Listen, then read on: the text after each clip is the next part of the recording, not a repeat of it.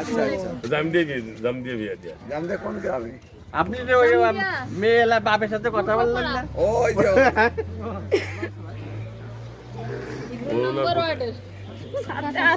Vote দিবা কি ওখানে না এখানে? ওখানে ওখানে খেয়াল রেখো তাহলে ওখানে দানেশী যারা আছে তাদের।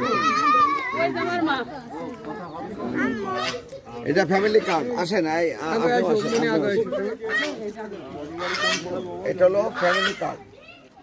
আমাদের এই দানেশীকে ভোট দেওয়ার পরে যদি আমাদের দল ক্ষমতা আসে তাহলে আমরা প্রত্যেকটা মহিলাকে আমরা এই ফ্যামিলি কার্ড দেব।